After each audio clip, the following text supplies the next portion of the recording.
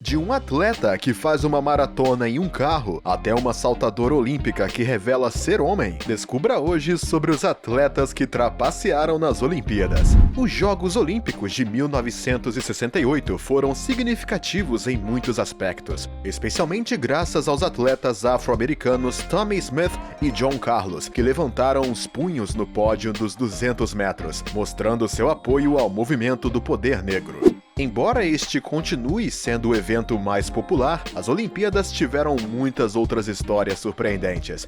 Na verdade, pela primeira vez na história, o Comitê Olímpico Internacional decidiu implementar testes antidoping durante cada evento. Depois de ter realizado centenas de testes de urina, apenas um atleta deu positivo. Foi o sueco Hans-Gunnar Lindenwall, um especialista em pentatlo moderno. No entanto, a razão pela qual este atleta de alto nível se viu em uma situação embaraçosa é incomum. E por um bom motivo. Enquanto ele deveria participar do tiro com pistola, nosso pentatleta se ofereceu um pequeno prazer para relaxar: 2 copos de cerveja. Seu desempenho, bastante notável, foi, portanto, em vão.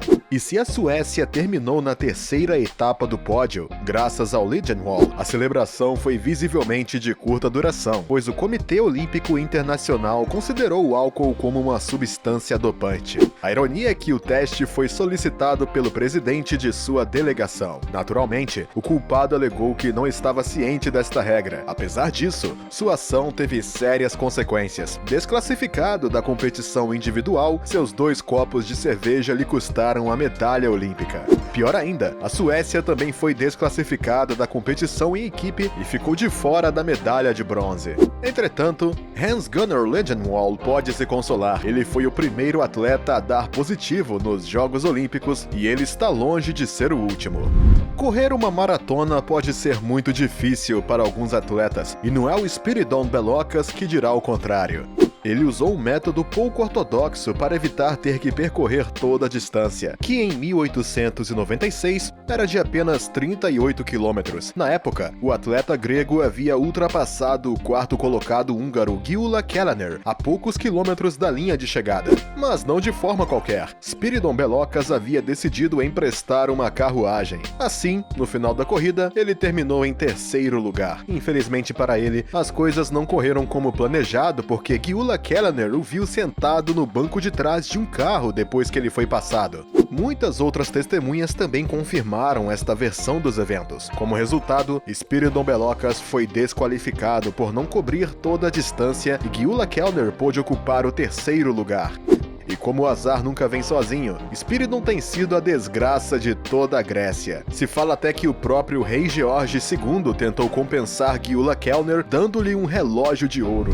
Antes de competir nos Jogos Olímpicos de 1932 em Los Angeles, o cavaleiro sueco Bertil Sandström já tinha um bom histórico. Na verdade, durante os Jogos Olímpicos de 1920 e 1924, ele ganhou 2 vezes a medalha de prata em adestramento individual com o cavalo Sabel. Mas as coisas deram errado na competição de 1932. Embora ele tenha feito um desempenho notável para ganhar a medalha de prata com o cavalo Creta, o pódio finalmente mudou depois de protestos dos americanos e franceses que acusaram o cavaleiro de ter encorajado seu cavalo com sons. Isso é estritamente proibido pelas regras. Os 3 membros do júri optaram então por destituí-lo para o último lugar. Esta decisão permitiu que o cavaleiro francês Charles Marion ocupasse o segundo lugar e o americano Hiram Tuttle subisse para o terceiro degrau do pódio. No entanto, Bertil Sandström não tinha intenção de parar por aí. Numa audiência posterior do júri, ele explicou que o barulho que ouviu não era nada mais do que o ranger da sua cela. Era mesmo? Talvez nunca saibamos. Em qualquer caso, a decisão do júri foi final. No entanto, o sueco pôde participar da competição de adestramento da equipe e ganhar a medalha de prata. Trapacear nos Jogos Olímpicos não é novidade. Na história deste evento esportivo, já aconteceu várias vezes que os homens se fizessem passar por mulheres, Para começar, Dora Hadjian, também chamada de Heinrich, ela tinha participado do evento de salto em altura durante os Jogos Olímpicos de Verão em 1936, em Berlim. O objetivo? Para maximizar suas chances de ganhar uma medalha. No entanto, não deu muito certo, já que Dora Hadjian se estabeleceu no quarto lugar, incapaz de atravessar uma barra a 1,60 metros. Entretanto, no segundo campeonato europeu de atletismo, em 1938, ela ganhou uma medalha de ouro, novamente na categoria feminina. E isso não era tudo. Naquela ocasião, ela também estabeleceu um novo recorde mundial no salto em altura, ultrapassando 1,70 m. Na época, foi um feito muito importante, mas contra todas as probabilidades, 3 dias depois, seus pelos faciais o traíram e ele foi submetido a um exame médico para determinar que Dora era um homem. De acordo com outras fontes, era mais provável que ela fosse intersexo. Em qualquer caso, ele foi destituído dos seus títulos e a Federação Alemã de Atletismo decidiu excluí-lo. Entretanto, muitos se perguntam se as autoridades esportivas alemãs sabiam que o atleta era um homem, especialmente porque as fotos da época poderiam facilmente questionar seu gênero. Finalmente, após a Segunda Guerra Mundial, Heinrich revelou toda a verdade. Ele explicou que havia vivido por 3 anos como mulher, camuflando seus genitais para não ser desmascarado. Ele até mesmo acusou a Associação Alemã de Meninas, a seção feminina da juventude hitleriana, de tê-lo forçado a fazer isso para a glória do Reich. No entanto, não sabemos se estas palavras são verdadeiras, especialmente porque foi na Alemanha e pelas autoridades alemãs que o homem foi desmascarado. Os ciclistas sempre procuram formas de vencer. Uma dessas tentativas de trapaça foi a do britânico Philip Hindley. Durante as eliminatórias do torneio de ciclismo nas pistas olímpicas de Londres de 2012, o próprio Hindley admitiu trapacear após a final. De fato, ele admitiu, com verdade ou inocência, de ter causado voluntariamente sua queda para reiniciar a corrida, evocando um plano preparado com o resto da equipe. Ele disse: "Tínhamos discutido isso de antemão e dissemos que tínhamos que cair se isso acontecesse. Eu fiz de propósito para conseguir uma oportunidade." Ele acrescentou que sua roda dianteira escorregou, o que o impediu de fazer um ótimo começo. Envergonhado, a Federação Britânica de Ciclismo se defendeu referindo-se a um erro de tradução nas declarações do seu cavaleiro nascido na Alemanha.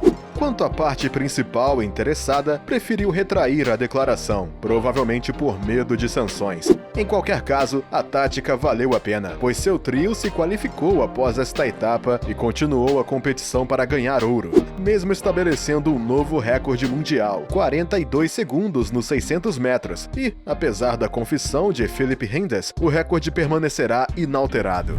Nos Jogos Olímpicos de 1960, 3 pentatletas tunisinas, Lakhdar Bouzid, Habib Ben Azabi e Ahmed Enati, ficaram para sempre marcados na história olímpica. Mas não pelas razões certas, longe disso. Na verdade, o trio teve um resultado muito fraco em todas as 5 disciplinas do pentátulo, que são o tiro ao alvo, natação, esgrima, equitação e corrida. E isso é o mínimo que podemos dizer. De fato, no evento de tiroteio, eles foram excluídos porque suas bolas terminaram perigosamente perto dos juízes. No evento de natação, um membro da equipe teve que ser resgatado depois de mostrar sinais de aflição na água. E no evento equestre, os cavaleiros tunisianos foram arremessados dos seus cavalos desde o início do evento. Mas é o evento de esgrima que é a parte mais surpreendente desta história. O motivo é que um dos 3 atletas se mostrou muito bom nesta disciplina. Assim, os outros 2 decidiram enviar o mesmo esgrimista em seu lugar, pensando que a máscara que ele usava evitaria que os espectadores notassem a impostura. Como esperado, não deu certo, e isso os levou a serem desclassificados do evento. Porém, apesar do seu fracasso cômico nesta competição, é mérito deles que foram notados.